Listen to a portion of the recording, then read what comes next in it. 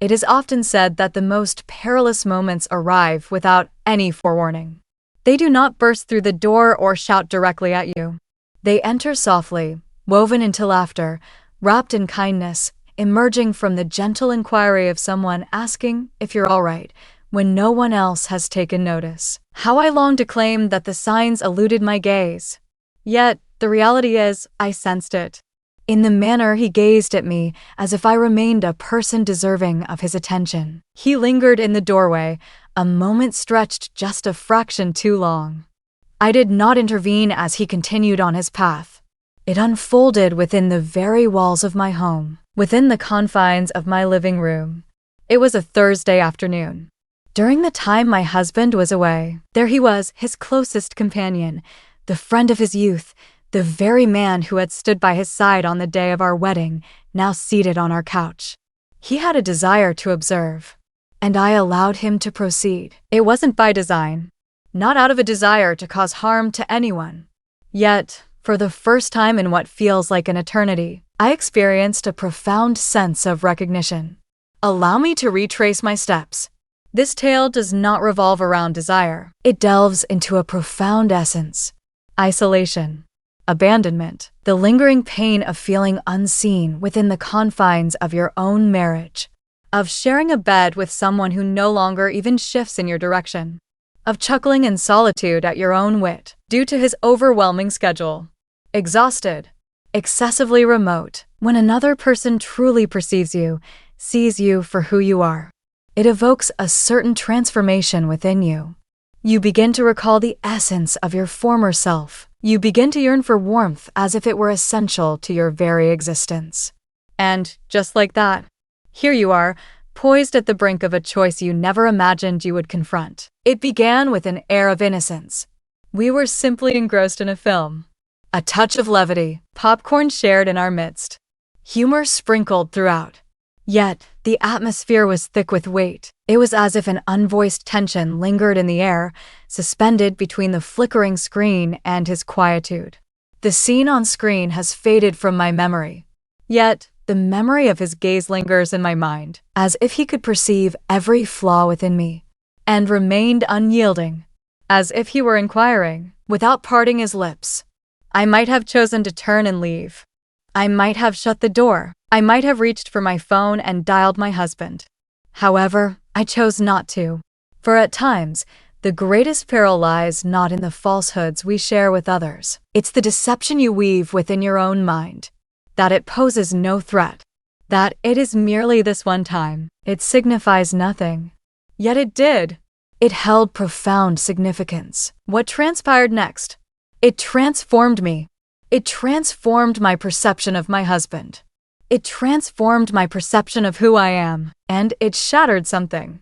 I am still in the process of reassembling it all. Have you ever experienced a sense of loneliness while being in a relationship? Have you ever pondered a moment that seemed too personal to overlook? This tale is crafted for you. Join the journey of heartfelt tales unfold. In a realm where quietude resonates more profoundly than any utterance, prepare to be astonished by the unfolding events that follow. What began as a mere jest, transformed into an unshakable silence that lingers endlessly. And that instant? It continues to reside within me, silently, perilously, as if it's poised for a repeat performance. I am 33 years old, married for 9 years now. For a time, everything felt right. Imperfect, yet commendable. A love that felt perfectly rational, unwavering, secure, sturdy. We had envisioned a future together. A life was crafted by our hands, amidst the flurry of construction and creation. It seems we have lost the ability to truly see one another. My spouse is named Charles. He is employed in the technology sector, perpetually occupied, perpetually weary, perpetually in another place. In recent years, I've become more acquainted with his back than his visage. He departs at dawn, returns home after dark, and in his presence, he remains absent. Our discussions have taken on the air of formal business meetings. Have you settled the light bill yet? What is the strategy regarding the children's educational expenses? Please remind me to reach out to my mother. We share the same bed, yet it remains frigid. Not in a physical sense, but rather on an emotional level. The distance that lies between us? It could very well be a different land altogether. And then, there is Lincoln. He is the oldest friend of Charles. We were raised side by side. Identical secondary school. Identical institution. He stood as the finest man at our wedding. Delightful. Amusing. A man who has the remarkable ability to make every individual feel acknowledged, even those he has yet to meet. A man who pays attention to the subtle shifts in your hair, or when your smile fails to illuminate your eyes. He began to appear more frequently once Charles's job became even more demanding. Delivering items. Just touching base. Expressing sentiments such as, "Are you okay?" Yet, not of the laid-back variety. The sort that truly anticipates a response. Initially, it didn't cross my mind as anything significant. He was merely a companion. An unmistakable visage. A secure choice. Yet Lincoln possessed a peculiar talent for lingering. Merely a moment extended beyond what was required. His gaze would linger on me, yet it was not the kind that caused me to wither. In a manner that evoked the sensation of my continued presence, remains in sight. He would deliver a joke, and as my laughter erupted, he would lock his eyes onto mine. With all due respect. Merely prolonged beyond the bounds of innocence, too gentle to embody brotherhood. As he departed, I found myself lingering at the threshold, savoring the moment just a heartbeat longer than necessary. Observe his taillights diminish, reminiscent of a person relinquishing a desire they never intended to harbor. Our abode presents an impeccable facade to the world. Two tales. A pristine lawn, images adorning the wall. Joy captured within the confines of a photograph. Yet within, there lies a profound stillness. Weighty. All things seem to linger in a state of incompleteness. A dialogue abruptly halted, leaving thoughts suspended in the air, never to be continued. I cease to adorn myself. Cease to concern myself with makeup. Cease my attempts to capture Charles's attention. The silence that ensued pierced deeper than his apathy ever could. And Lincoln? He effortlessly bridged that silence. He posed inquiries that Charles had ceased to pursue. He recalled details that my own husband overlooked. He infused the house with warmth, dispelling the chill that lingered within its walls. In retrospect, I find it difficult to pinpoint the exact moment when everything changed. There wasn't a singular, monumental instance. It was a multitude of tiny ones, each one innocuous in isolation. Yet, in unison, they transformed into an undeniable force. Lincoln never overstepped a boundary. He never uttered those words. Yet, it was the entirety of his gaze upon me that spoke volumes. He confided that he was in a state of anticipation, waiting for something to unfold. What truly sends shivers down the spine? I felt the same way. On a Saturday, the world seemed to pause. The sky is shrouded in a blanket of gray, casting a muted light over the world below. Silence. Charles had journeyed through the night prior. Yet another conference awaits. Yet another justification for my absence. I didn't even bid him farewell. Our farewell was scarcely uttered. That morning, the house exuded an unusual chill. I made an effort to stay occupied, tackling laundry, washing dishes, and squeezing in a bit of work. Yet an undeniable tension lingered, as if the walls themselves were pausing, suspended in a moment of anticipation. As the afternoon wore on, I found myself nestled on the couch, half-heartedly watching a familiar show on Netflix. Suddenly, my phone vibrated with a buzz. Lincoln. Merely 3 words. "You're at home, right?" There was a moment of uncertainty. Then I typed, "Yeah." He replied almost instantly, coolly. I find myself in the vicinity, merely reaching out to see how things are going. Just 10 minutes later, he stood at my door. That familiar, effortless smile, consistent laid-back vibe. Yet within his gaze, there lingered an unspoken depth. I was unable to identify it. Gentle, inquisitive, stillness. In the cozy confines of the living room, I settled into the couch while he occupied the armchair across from me. He arrived with an assortment of snacks, 2 bottles of malt. He expressed his boredom. He mentioned that he thought I could be as well. Indeed, he was not mistaken. We decided to watch a film. A touch of romance, yet gracefully understated. The sort of thing that unfolds effortlessly, allowing you to simply let it drift in the background as conversation flows around it. We shared a hearty laugh. We reminisced about vintage tunes, cherished memories, and tales from our university days. It was effortless, exceedingly simple. At that point, roughly midway through, the film took a turn.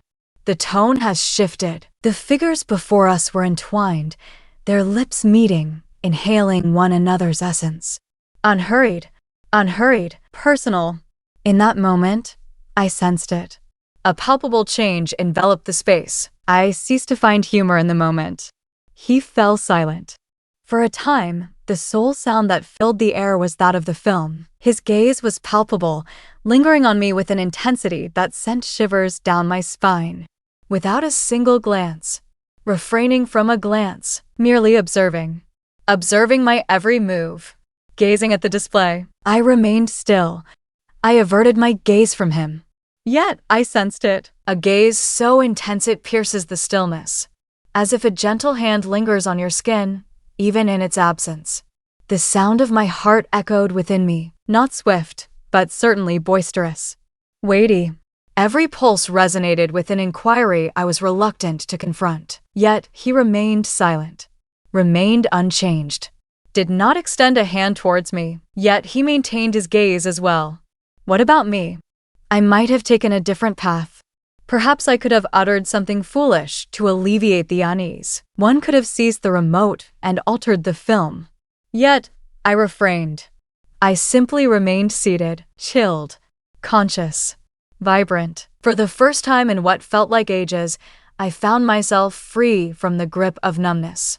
I experienced seeking, not through language, not by means of hands, yet with a gaze that perceived every facet of my being and remained unwavering. The curtain fell on the scene. The film progressed onward. Yet we lingered, ensnared in that instant that seemed to permeate the very air around us. I ought to have turned my gaze elsewhere as well. Yet, I refrained. On that particular night, rest eluded me. I reclined in the bed that I shared with my husband, the one that always seemed to expand in his absence. The ceiling held my gaze as I replayed the film in my mind. It wasn't the one we viewed. The unfolding drama that transpired between Tunt and me, the stillness, the fleeting glances, the warmth I endeavored to dismiss. I found myself pondering, what was it that brought me such enjoyment? What was it about that moment that made it feel like I had been waiting an eternity for it? What is it about the simple act of being truly seen that resonates within me so profoundly? It transcended the physical realm. He refrained from making contact with me. Not a single word was misplaced. He merely gazed. Yet that gaze, it uncovered a part of me that I believed had long since faded away, interred, deceased. Years have passed since Charles last regarded me with such intensity. It has been years since he offered a compliment that extended beyond my culinary skills. It has been years since his hand inadvertently grazed my back, or his lips brushed against mine, free of any commitment. In the past, I adorned myself for his gaze, merely to witness the spark ignite in his eyes.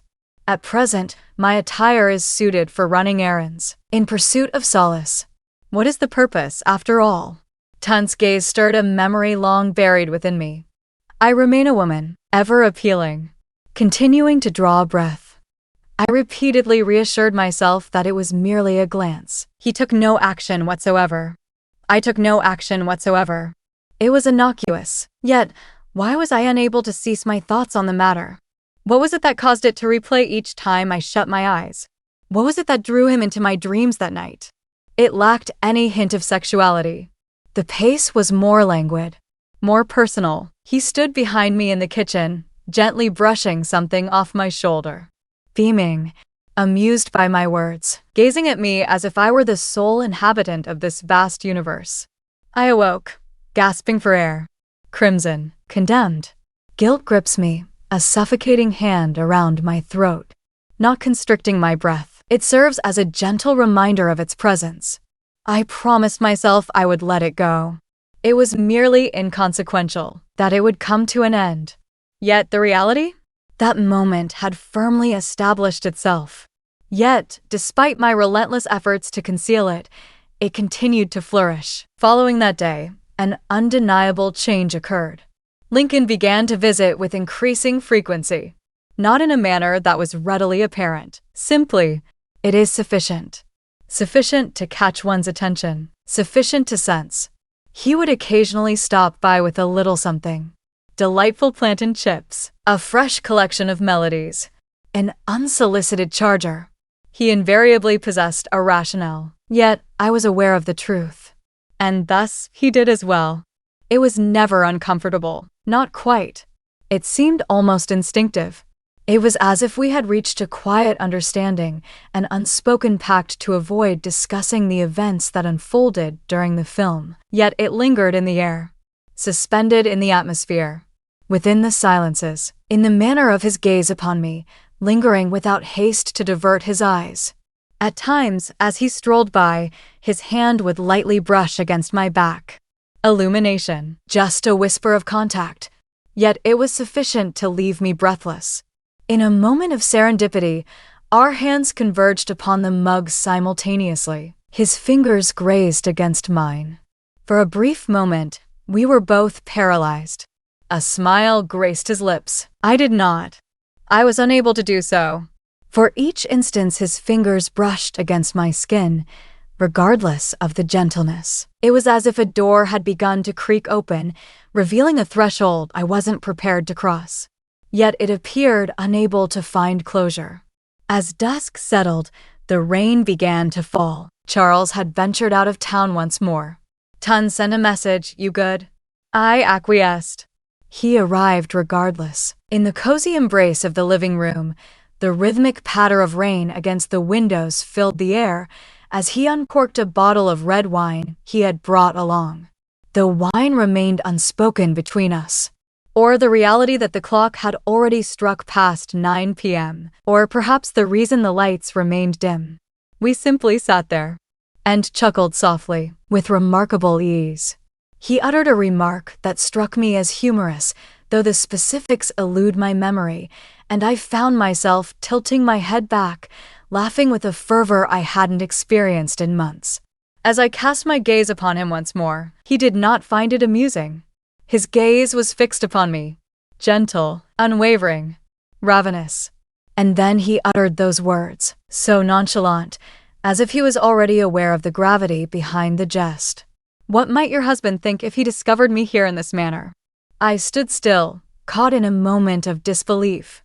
Silence enveloped the room, an unsettling stillness that seemed to stretch on indefinitely, overwhelmed with abundance. I parted my lips, yet silence enveloped me. Merely a laugh tinged with nerves, a lackluster gesture of indifference. However, I did not request his departure.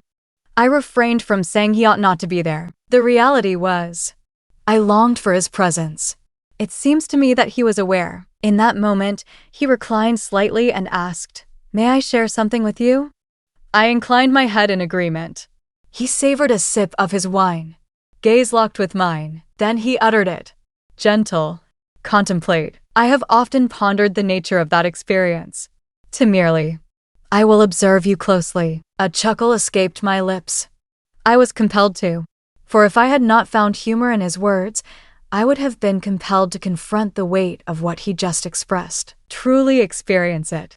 I found myself unprepared for that moment. Yet he remained silent, devoid of laughter. He continued to gaze at me, as if he truly believed in every syllable. I averted my gaze, feigning a glance at my phone, commented on the lateness of the hour. Yet neither of us made a single move. Neither of us rose to our feet. And within that stillness, all that existed between us grew increasingly intense. The evening had settled on Thursday. The house remained silent. Silence envelopes, yet it resonates within, making every whisper of your skin seem like a thunderous echo. Charles had ventured out of town once more. Abuja on this occasion. He had departed that morning. Yet another client. Yet another gathering. Yet another justification. At 8 p.m., the lights momentarily dimmed, casting a brief shadow over the room. Then returned. I ignited several candles, not out of obligation.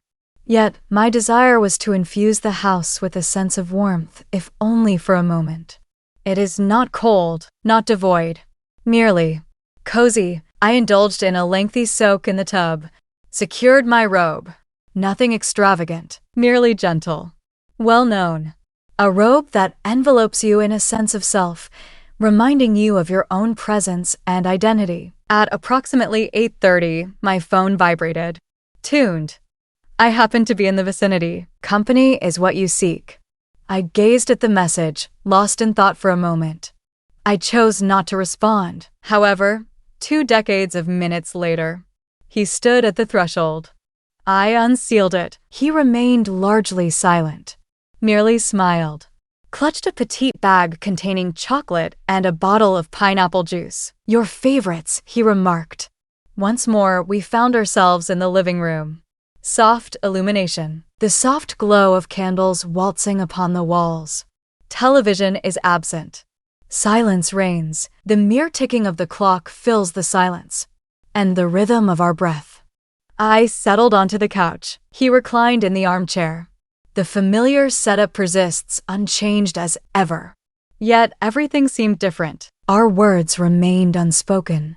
Silence enveloped the moment, leaving no words to be spoken. Each word seemed poised to expose the truths we had meticulously avoided for weeks. His gaze shifted, leisurely, intentional, from the flickering candle to my legs. In my presence, I held my gaze steady. I rose to my feet. There was no explanation provided. I failed to verify whether he was trailing behind me. I strolled down the corridor. The fabric of my robe glides over my skin, a gentle caress reminiscent of a whisper. The atmosphere grew dense in my wake, burdened by the silence of countless words left unsaid. I arrived at the threshold of the bedroom, halted. My hand rests upon the knob. At that moment, I lifted the cover. Yet, not entirely. Sufficiently ample. Perfectly spacious. And I departed, just so.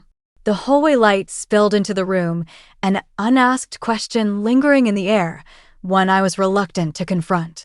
I chose not to glance back to see if he was trailing behind me. I had no need to. I experienced it deeply.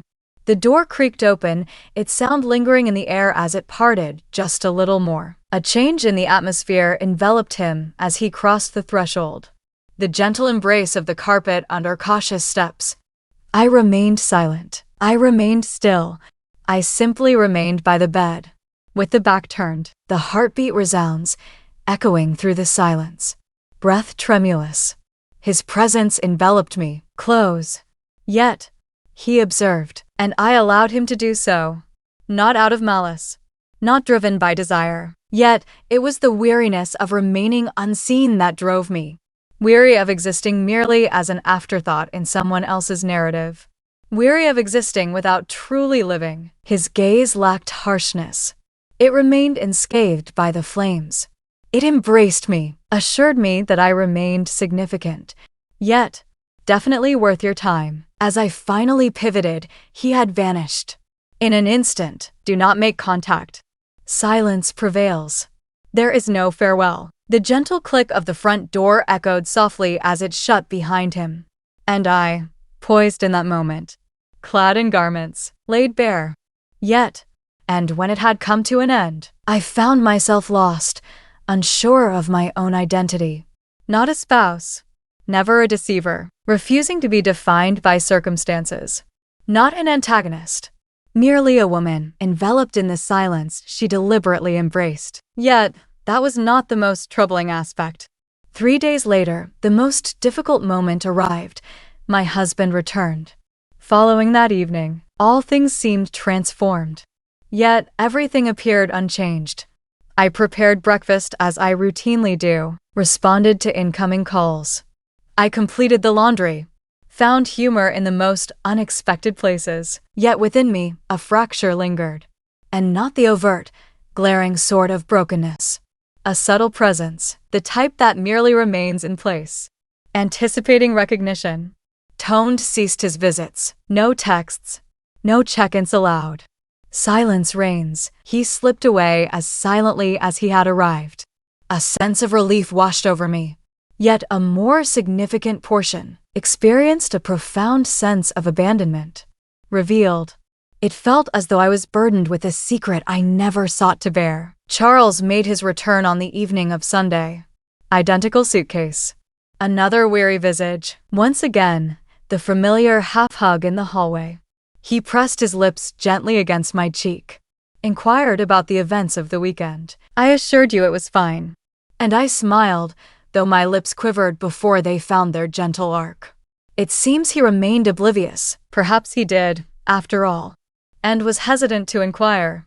Yet, he continued to inquire thereafter. Minor inquiries. Gentle. Nuanced. Are you all right? Is there an issue? Was there an event that transpired during my absence? I was not truthful. Repeatedly, time and time again. Through my gaze, through the resonance of my voice, in the stillness of my quietude. Yet, I found myself unable to meet his gaze. Whenever his gaze lingered on me, I found myself averting my eyes. Or depart. Or beyond him, for it consumed my every thought. It was that night. The door in question. That inhalation. That look. And how it transformed the very essence of all that exists. As darkness fell, the stillness sharpened into something more menacing. Nightmares began to haunt my nights, free from violence, simply disquieting. Visions where Charles lingered beyond the threshold of our home. I knocked, yet the door remained firmly shut. Or visions where Lincoln reappeared once more, within the corridor, remaining silent, merely observing. I would awaken drenched in perspiration, chilly, trembling, and rest there beside the man I wed, incapable of reaching him, impenetrable to the senses. For the present moment, each time Charles extended his hand toward me, I became utterly still. The moment I leaned in to kiss him, Lincoln's absence loomed heavily in the air, an uninvited presence that I could not ignore.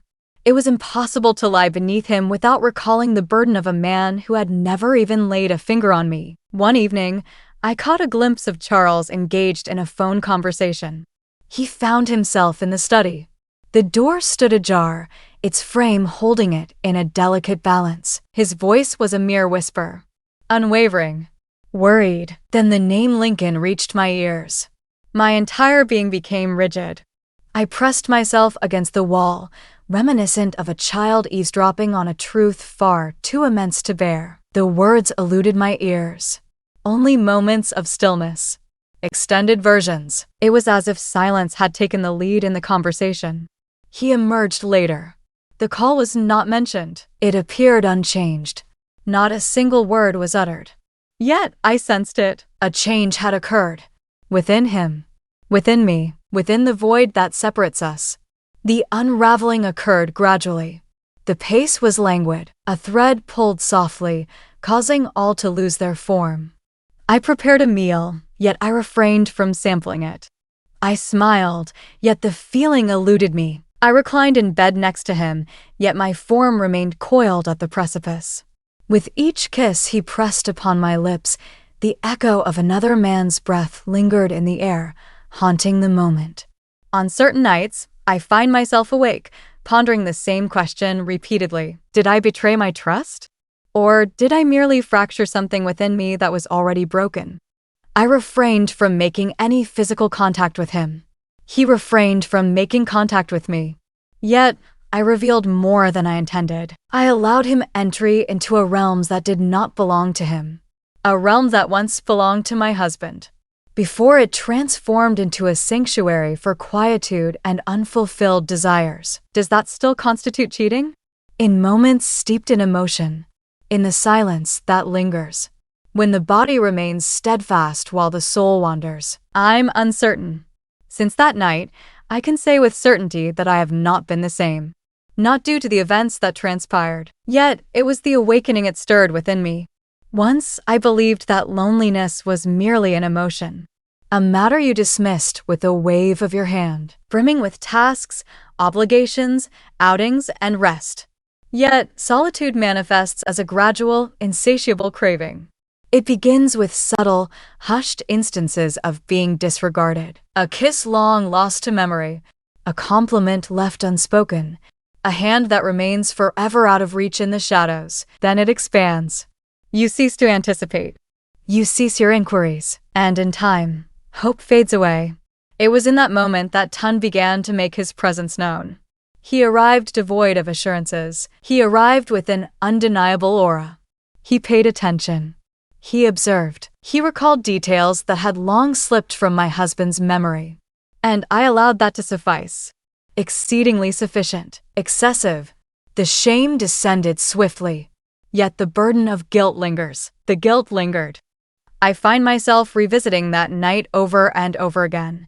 Not for enjoyment. Not to revisit it. Yet to grasp its essence.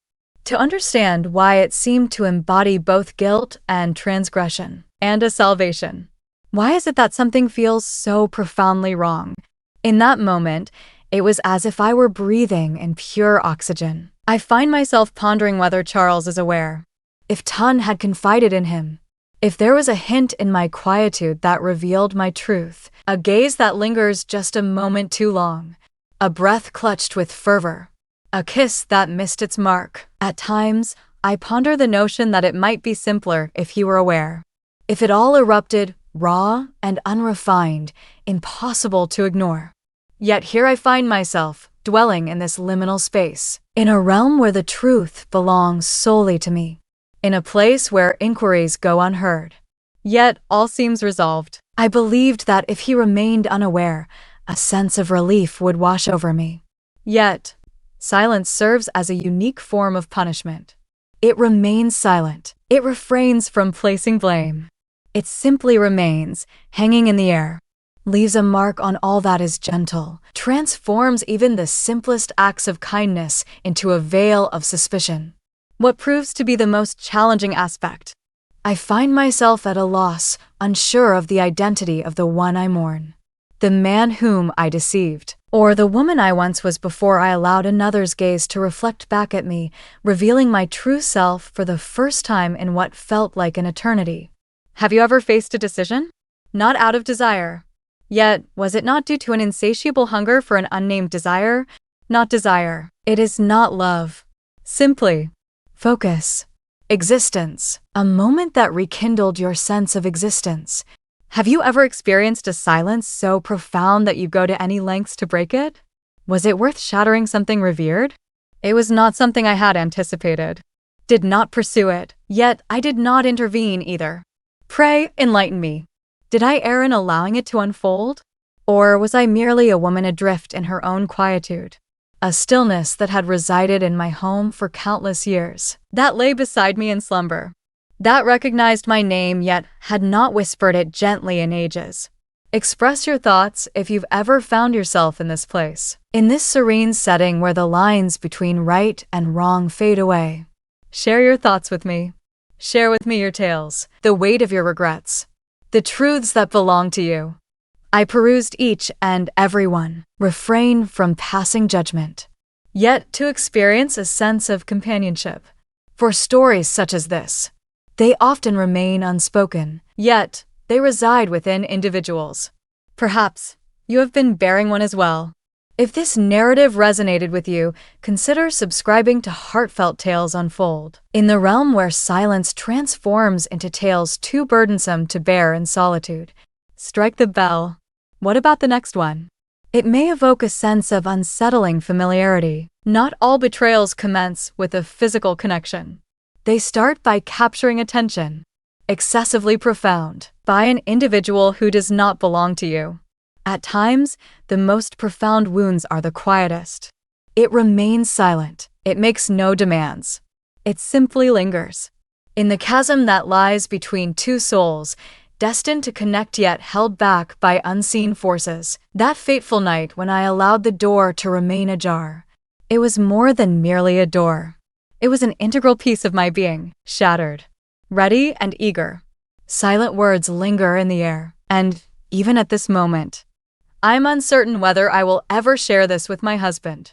Yet, I remind myself daily that I am defined by more than that singular moment. Even if it stands alone in my memory, I cannot forget it. Exercise caution regarding what you permit, even when it seems innocuous. For certain silences linger on. They resonate,